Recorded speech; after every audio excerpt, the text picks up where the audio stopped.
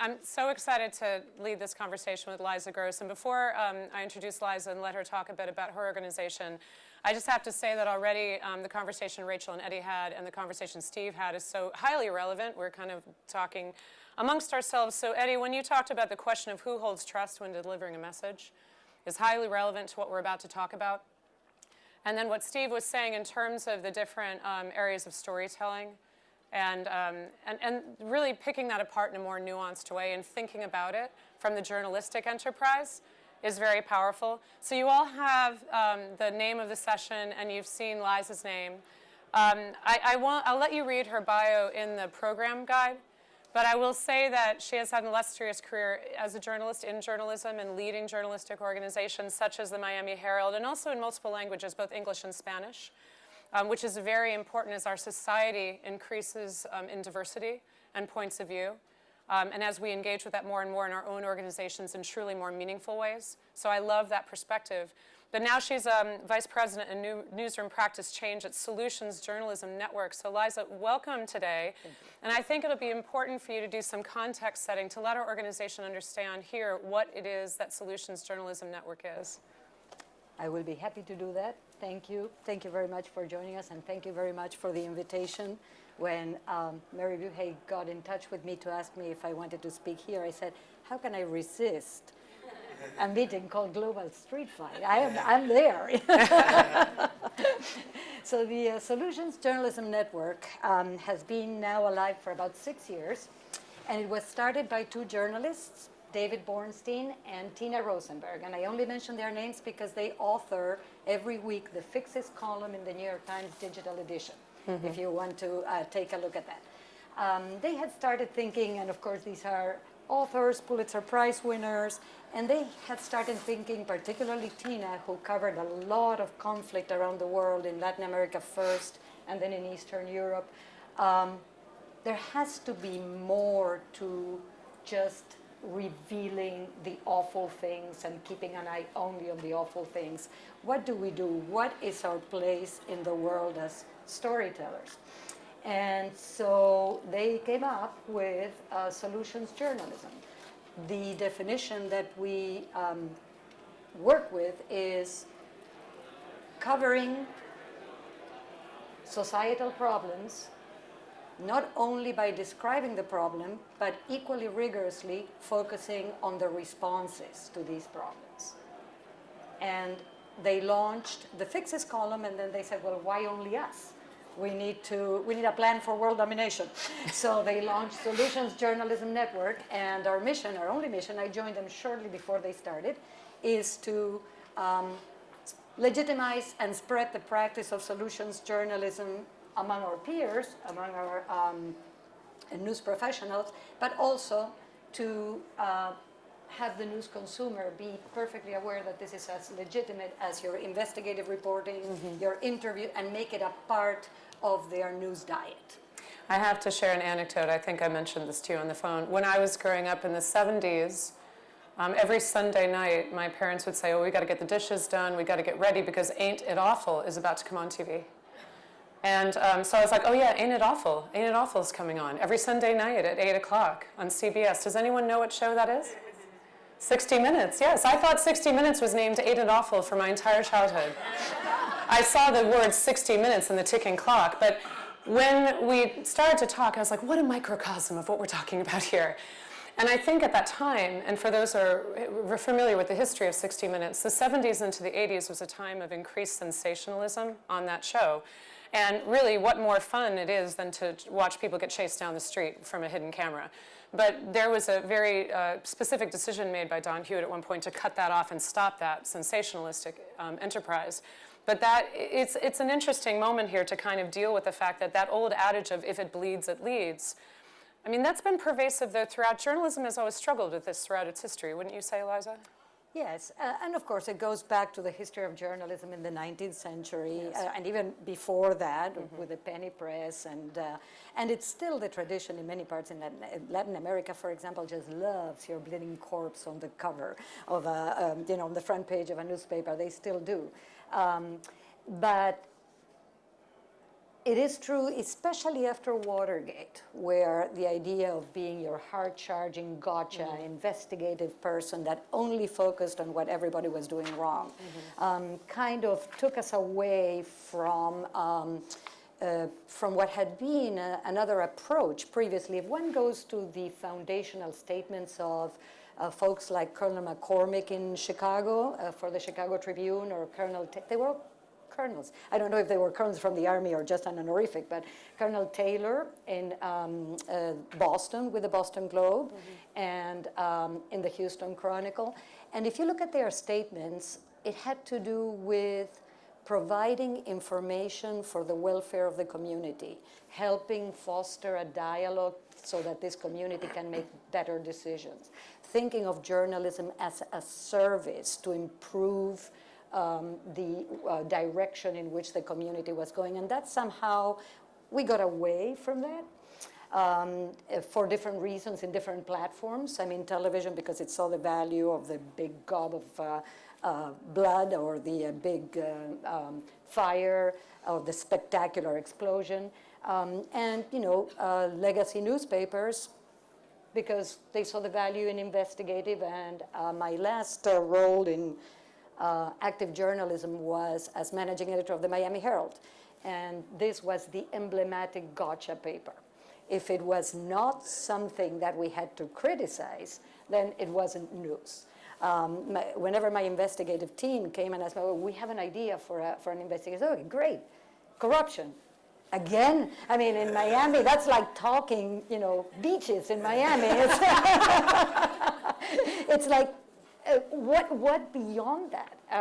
There are other things that we could be looking at legitimately, and yes, highlighting what's wrong, but also what after that?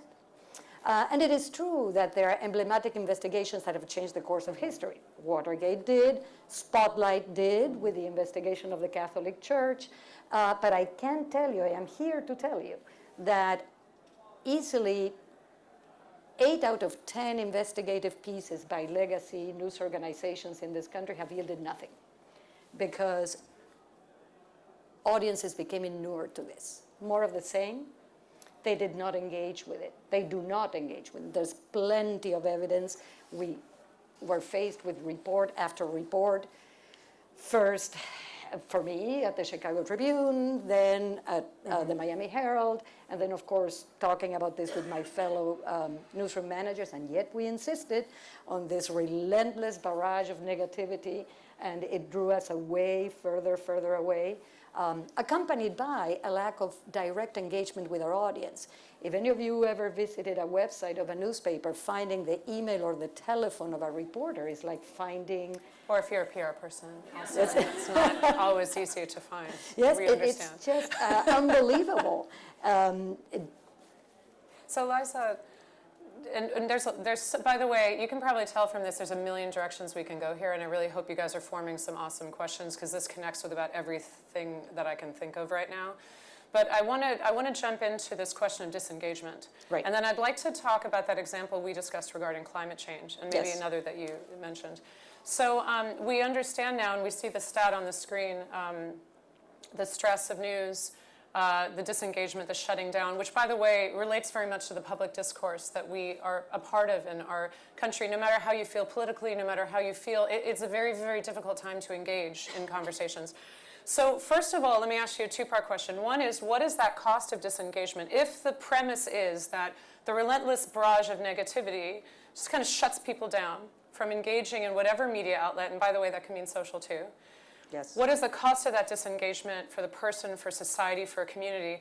And then give us that example of something like a climate change, because we have many people here engaged in those kind of topics. Yes, climate change is a perfect example of this. The coverage is constantly negative, constantly on the brink of disaster, or in the disaster already, or nothing can be done about it. Now, a lot of this is true. It is not that solutions journalism suggests that you should ignore what is actually happening. But it is also true that there are a number of responses to this all over the world that are underreported, that are not highlighted, and that are rejected by journalists in favor of the other story. And the climate change movement, not journalists covering it, but the climate change movement has also been guilty of this.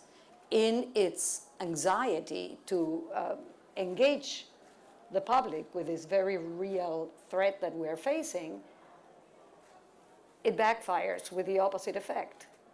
Because by pointing out constantly how we're all going over the edge in 5 minutes, folks disengage. And this happened on a variety at the community level, at the state level, disengagement in politics, for example, lack of faith in our voting system. We have a number of partners now at Solutions Journalism Network working on, as you can imagine, because of the upcoming elections, working on the integrity of our electoral systems, ballot boxes, and all of that voting by mail. And for every story that looks at what is being done, and a lot is being done, we work with over 200 partners at the moment in the United States, news outlets, not counting independent journalists that are embracing solutions journalism. For every story that points to what is being done in certain communities to address, or at the state level, at the local level, at the county level, there's half a dozen or more highlighting what is not working. But worse than that, not only highlighting what is not working, but not offering alternatives, not telling the whole story. You know, when we talk about journalism should depict what is, and at Solutions Journalism, we describe ourselves as depicting the whole story, because depicting only what is wrong is not telling the whole story. We feel that the real journalism is when you go this step further and offer the alternatives for what is being considered to address this crisis, or whatever crisis. So you're working with many different types of media outlets, Yes. many of them names that you know, large newspaper organizations, Yes. magazines, online, offline.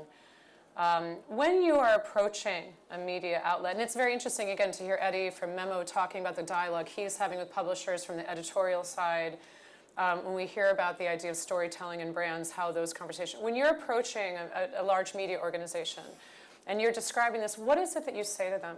How do you frame this for them in terms of what's at stake for themselves? And also, I mean, you've said some of it already in terms of what this enterprise might be and how we got away from it. And certainly we know in broadcast news, local news, you look at clutter studies. If you have a half-hour news broadcast, you might only have 16 to 17 minutes. Our Association of National Advertisers to track this of actual news, and then how much of that is the fire, the murder, et cetera. But how do you frame it for them, and what is the reaction you've been hearing from them in terms of how this responds to the world that they're living in right now? Right. Initially, I called my friends because nobody knew what solutions journalism was. And I joined Solutions Journalism Network and would say to this managing editor or to that station manager, you are going to do this. I have some money, but you're going to do this because I need you to produce some content with a solutions perspective. 5 years into this or 6 years into this, they call us because they have seen the value of solutions journalism.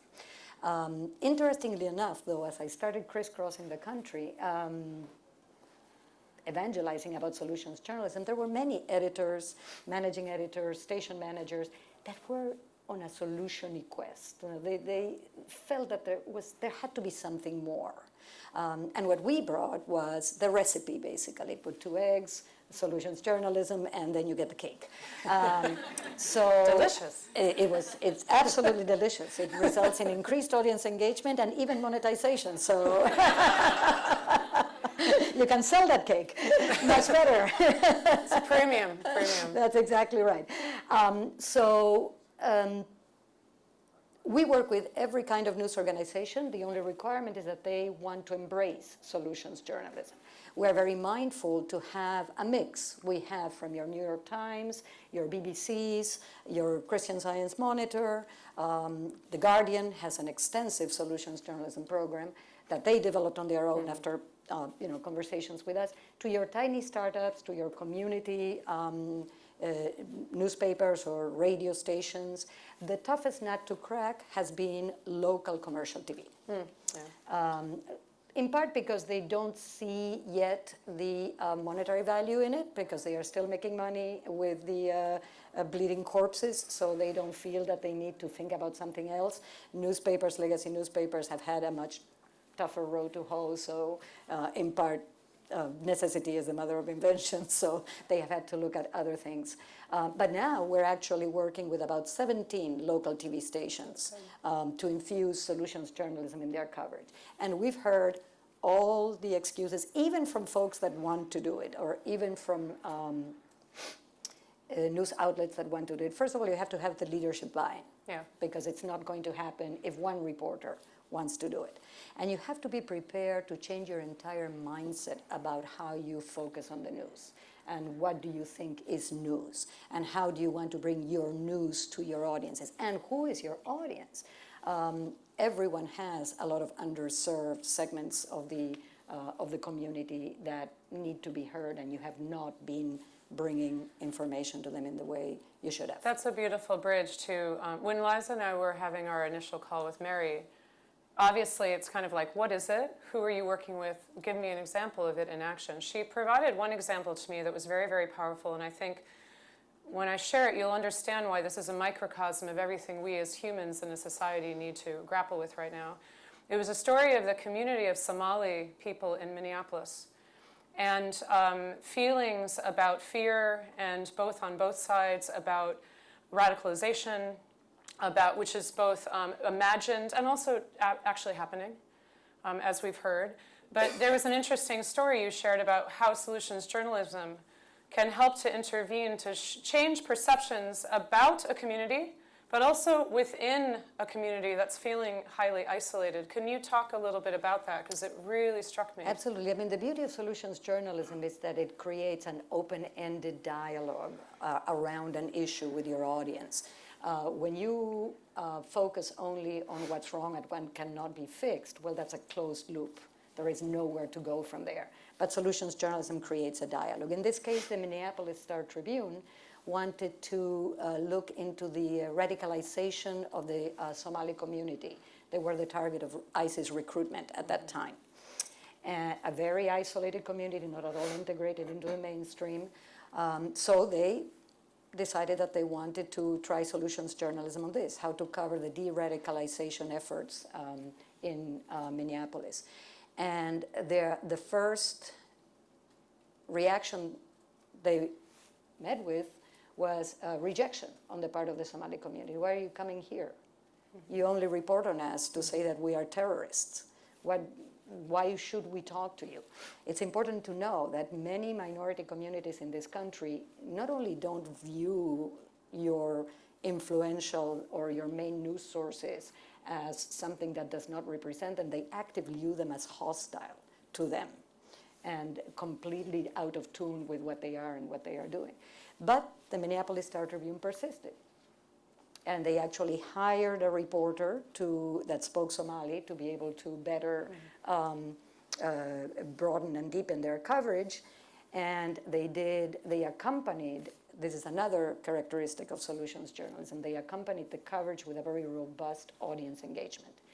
They held town hall meetings, they met with elders, they participated in festivities of the Somali community, they invited other communities or other segments of Minneapolis to go and participate of these events. So they generated a whole conversation around this, both on social media and in-person events. And the basis of all of this was their reporting. That's why solutions journalism played the key part there. So a few months into this, they completely changed the conversation, and they also learned a lot of things along the way. They had to change their mindset. They had to understand that they had not been doing this right. For example, this was a very funny episode. They had published what they thought was a wonderful piece, and there were no comments at all on the Minneapolis Star-Tribune site. And they felt very crestfallen. My gosh, here we are. And they found out a couple of weeks later that one of the elders of the Somali community had picked up this piece and had a robust discussion on the Facebook page. So his Facebook page, not the Minneapolis Star-Tribune. So the conversation had happened. It's just it hadn't happened where the Minneapolis Star-Tribune thought it was happening.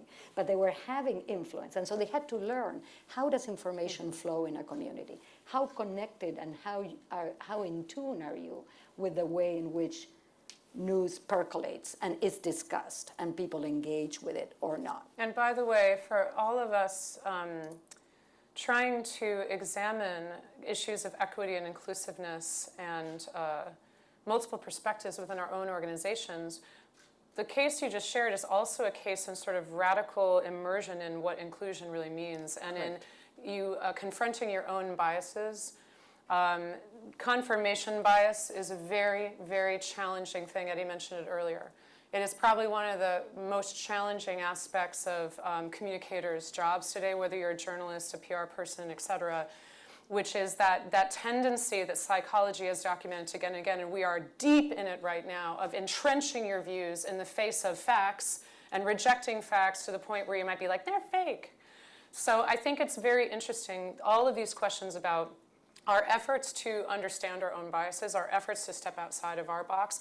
Another example, we won't have time to talk about it now, but there's a multiple media outlet effort that Liza's team's involved in Philadelphia with many consortium of media outlets regarding the re-entry of prior incarcerated persons into society. And examining, first of all, how is there's a whole universe there in terms of the prison system and how it is structured and structural injustice there, but then also assumptions about those individuals, the failure of how they're supported back. So I encourage anybody who's interested in those kind of issues to ask Liza. But I want to quote something you said to me, because this really gets to the heart of it. We are trying to foster connection and communication in whatever way. Every person I look around, those I know, those I don't, that's what we are trying to do. And it is difficult. And you said a quote to me on the phone, constructive, meaning constructive dialogue, constructive process, does not always mean comfortable. Wow, so important. Can you speak to what you mean by that? Yes, both Tina and David, as soon as they launched Solutions Journalism Network, they realized that Solutions Journalism was a very inept name for this enterprise. Rebrand. It was more like solutions, more like responses, not necessarily solutions. And some of these responses could be 100% successful, others could be 70% successful. Others perhaps work with this side of the room, but did not work with this side of the room. So discussing the limitation of the responses was also an integral part of the rigorous reporting. But when one hears solution, one immediately goes to puffery, pink, and bells, and that whitewashing it over. That's somehow, exactly yeah. right. Yeah. That's exactly puff pieces, exactly. And we get confronted with that a lot. Or advocacy. A lot of our more skeptical news colleagues tell us, well, how do you know which one is the best solution? And by highlighting one, aren't you advocating for this solution, or aren't you giving PR? Aren't you acting as a PR agent for the initiative or the program? And so our response is no. First of all, you don't need to highlight only one response. You can highlight more than one. There's plenty of people that are doing it better. So plenty of organizations or plenty of programs. In my 5 years and working with over 200 outlets, not one on any topic, health, education, even human traffic, this was the Christian Science Monitor, has failed to find responses that were working. So you don't need to be an advocate for one. It doesn't have to be the solution. You can profile more than one. So the responses is what we want to highlight with all their limitations and with their pluses and their evidence of success. And this is what depolarizes the dialogue. When you go into the nuanced, Steve was talking about the storytelling. I call it the telenovela of it. That's the important piece. Why do people go back to the telenovela? Because it's the tension, it's the how-to, it's the journey that matters. Everybody here has seen a James Bond film, and when he's hanging from the cliff with one finger, and there are alligators down there, he's going to live. They need him for the next movie. But what you're interested in is how does he get out of this? And so to that point, it's the how journey. to. That's the hallmark of solutions journalism. Who is doing it better and how are they doing it? And this automatically sort of depolarizes the dialogue, because you're not saying, oh, you, public official, did not do this, and you are incompetent. But look, this has not been addressed in this community, but in this other community it has been addressed. And here's how it's working. Let's discuss. And that's the point of solutions journalism. It's interesting. In all of our organizations and any kind of human society, it's so easy for us to fall susceptible to us versus them thinking. It's one of the easiest things of all to do, and for so many reasons. But it resonates in so many ways. But that idea of how do you create either curiosity, engagement, compassion, empathy, connection, a sense of seeing oneself in the other's argument, even if you may never agree with it. I mean, I think that there's two things. We're embarking on a long, painful presidential election cycle, which is filled with sound and fury, often signifying nothing. You know, I always joke, like, there's nothing, like, a lot of the coverage of the stock market is like, it's up, it's down, whatever. And there's a lot of noise coming up to an election cycle. And how do you keep people engaged? How do you keep people from shutting down from it? Where do you show them the relevance to them? I mean, one question, and I was sort of heartened by our first session today in terms of talking about, we've had to arc away from trust and sort of what we understand to be traditional media. And now maybe as we understand just how much we've been gamed, how much behavioral engineering has been going on through online channels, through manipulating us in our own emotions, maybe the pendulum is swinging back to building trust in media institutions. That's a really hard question. How are you feeling about that question of trust in media today, and how this can help repair that to the extent that the media should earn that trust? Yes, we're deeply involved in this, and I will take first the issue of political coverage and campaign coverage. And this is not a new thing. I mean, I've been going to journalism conferences for the past 25 years. And every election year, we discuss the same thing. How can we get away from the racehorse coverage, you know, and the horse race or whatever? How can we just stop focusing on the poll today and the poll tomorrow and go back? And every year we have panels on how we should be doing this, and the next election cycle we verify that we have not done it. So it's quite, Congratulations, yet again. Exactly right.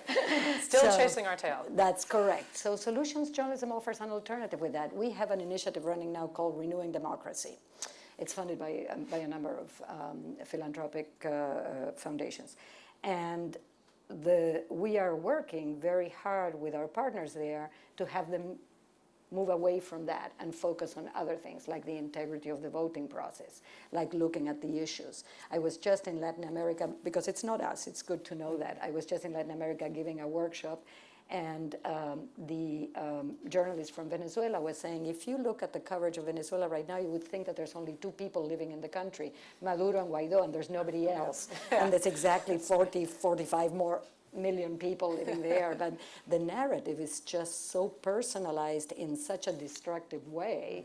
And it's the same here. Just this morning I was watching Morning Joe, and it was in one corner Trump, in the other corner Biden, and here, and this is not conducive at all. Don't get me started on what I think the national coverage is, because I would like to focus more on what can we do at the local levels. Because we feel at Solutions Journalism Network that that's where the energy is at.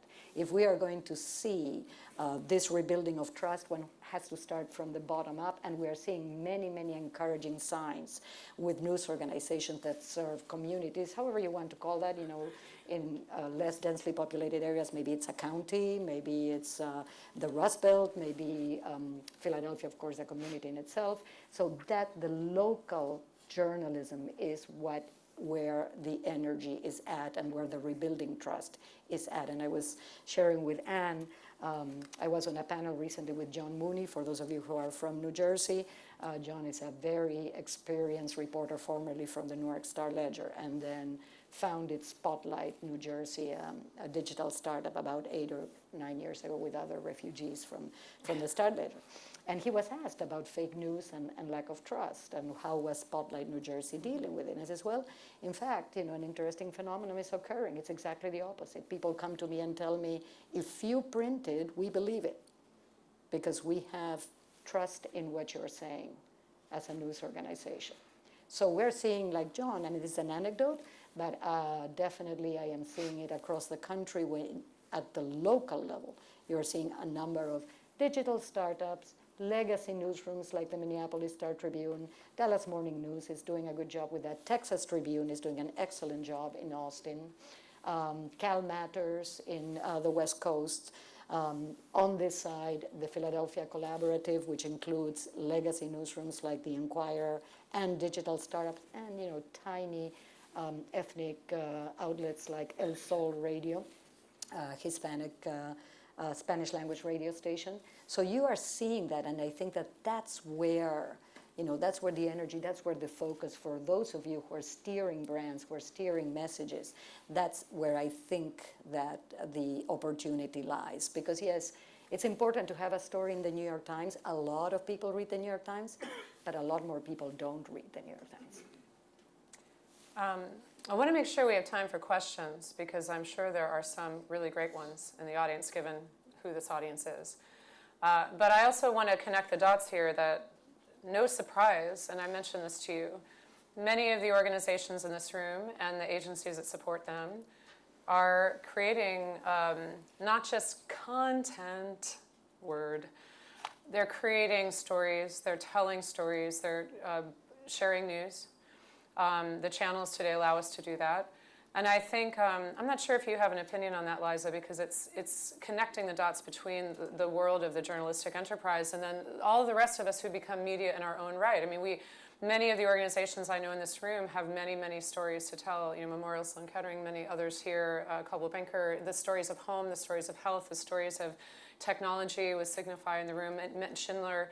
There's so many companies here that are not just trying to shill something, they're trying to really share a product and a story and experience, and they're using their own channels, and many hire journalists. So do you see, before we open up to the group, how do you feel that they should be thinking about the lens that you're presenting? Mm-hmm. I will probably have to go into the witness protection program after saying this, because my fellow journalists are going to try and take me out. But I have to say, Steve, in your presentation, we talked about disruption, and both because of the technologies and because of the changing patterns of the news consumption and because of the demographic changes in this country and the globalization, and at the same time, the fragmentation and more isolation of individual communities and the empowerment of individual communities. So who knows what a news organization will look like in 10, 15 years from now. I was sharing with Anne that the Knight Foundation, probably the only foundation in this country that is really intentionally 100% committed to journalism and to the not only survival but to the thriving of journalism and the role of information in a democracy, is funding this laundromat news experiment where they've set up a news operation in a laundromat. Well, you have a captive audience. People are washing the clothes and are waiting, so why not give them news? And who knows how this will turn out? Yeah. So who knows how things will turn out? My favorite plan is the newsroom in the supermarket. The supermarket has plenty of traffic there, of all kinds of people. So why not engage them with news there? We don't know what news organizations will look like. We do know that the current legacy structures are fast disappearing, even those that are still sustainable from a business model standpoint, like television, although now we're seeing, again, with the increasing unplugging, that they are visualizing pretty soon over the horizon, the idea that they will have to change how they do business. We're seeing collaboratives of news organizations with non-traditional actors like libraries or academic institutions emerge. We're seeing perhaps bolder collaboratives like the laundromat news emerging. I am now directing a project for the Knight Foundation called the Local Media Project, which focuses on that. So yes, there could be very much in this new world a corporation having a legitimate news site or a group of corporations having a legitimate or supporting a legitimate news site. The key will be legitimate. Yeah. The key will be, do not turn it into a PR tool, do not conduct rigorous journalism, create a situation whereby there is not even the hint of possible contamination between what the brand is doing commercially or what it is pushing commercially, and it could be in the same realm. Very well, an energy company could support a site on climate change, but it has to be authentic. Authentic is important. I'd love to welcome questions. We're going to have some microphones circulating around. I'm going to let Luke, you're my boss, so you can ask a question. Rarely do I try to take the microphone away. Can you hear me okay? Yep. Fascinating discussion, and you just hit on two markets that I thought, you mentioned two news organizations, or one market and one news organization. The New York Times, you mentioned that, not sure how many people are reading it, and then you mentioned the Philadelphia market. I read with great interest this week that the Times is going to open up storefronts in all of our boroughs to bring news back to a local level. I just heard that this week. So that'll be interesting to watch. And then you mentioned the Philadelphia market, and I was wondering if you've been exposed to the Philadelphia Citizen there, who I think they're doing some great things focused on solutions as it relates to government, schools, other social issues.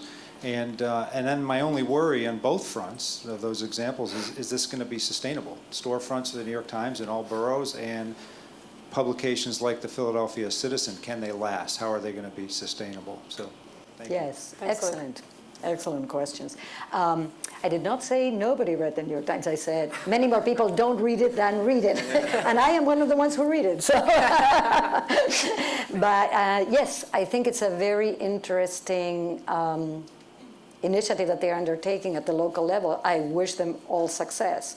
I would say, though, that for the type of culture that the New York Times is, they will need to undergo a pretty significant transformation in their thinking in order to be successful at that level.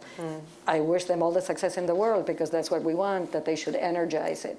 But if one looks historically at their coverage of New York City, the metropolitan section, for example, it's not one of their strongest suits. But listen, the New York Times, when it invests well, it floods the zone, as they like to say, and they get good people to do it, so absolutely. Philadelphia, yes, the Citizen actually is part of the collaborative that we work with, and they are good friends. The Philadelphia collaborative, now called Resolve Philadelphia, started out with the Reentry Project, which we supported with solutions journalism coaching, but also financially, to report on reentry. What happened to people when they got out of jail and had to reinsert themselves in society.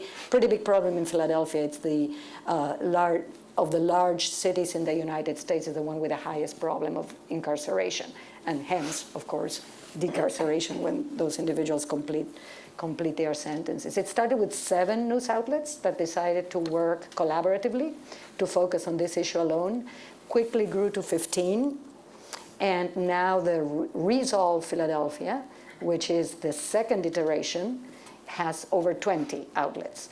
Part of the work that we did with them was help them find that sustainable business model. And we believe that collaboratives, the intersection of collaboratives and solutions journalism, can transform the local media ecosystem. And our main proof of concept at the moment is Philadelphia, because it's the most advanced, but we have other experiments that have yielded very, very positive results in Montana, in New Mexico, in New Hampshire, and right now we're working in Charlotte and Detroit to replicate that. That's great. Question, Chris? Oh, we got a microphone coming this way. Really fascinating conversation. So I'm curious, because I thought about the last presentation and the sense of storytelling and failure, and how does James Bond get off, and how much that resonates with people, and the work that you're trying to do in getting journalists to cover the solutions. so I wonder how we, as either people who are counseling corporations, companies, or who are doing the work internally, how do we help those organizations be willingness to trust the journalists and to tell their stories of failure and how they're trying to get out of that?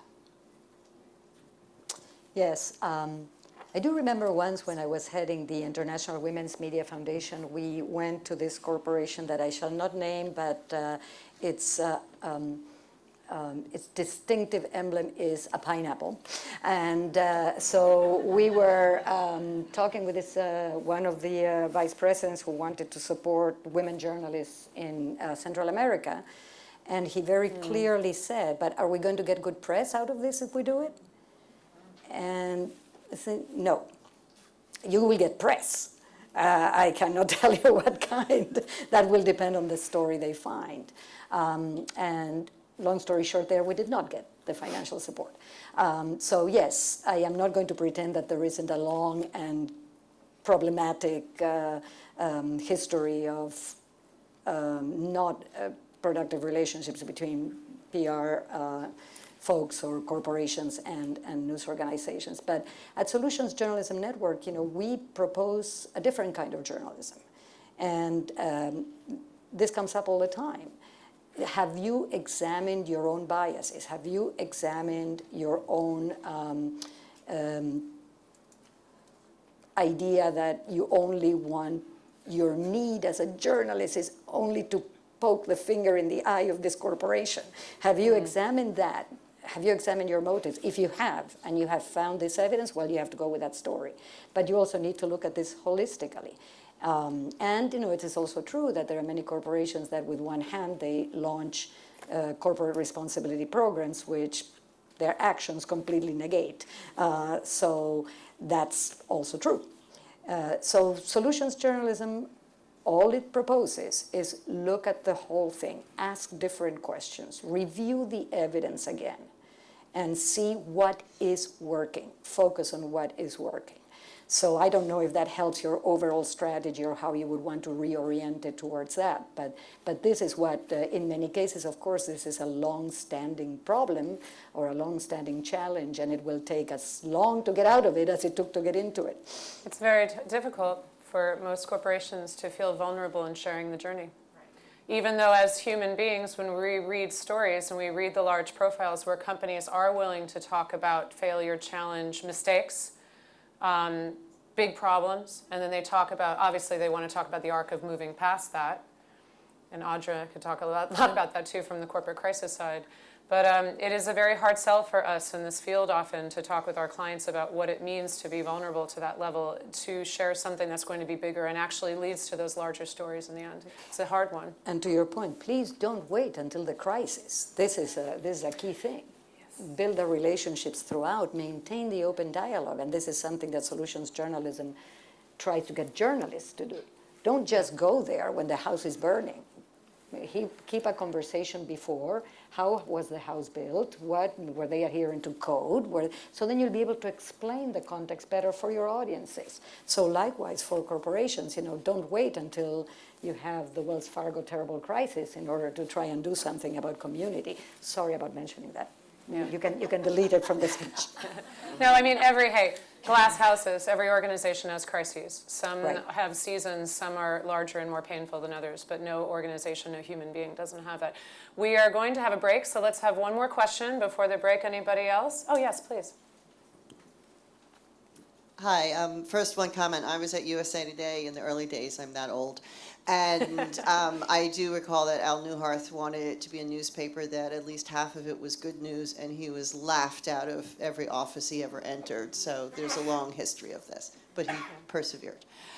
Whether he did something good to journalism is a whole nother topic. But my question is, everything you're talking about has the foundation of credibility and responsibility and quality journalism, but we are awash in what has been termed citizen journalists. I know there are many serious ones and some in this room, but there are also others who are 13-year-olds with a keyboard.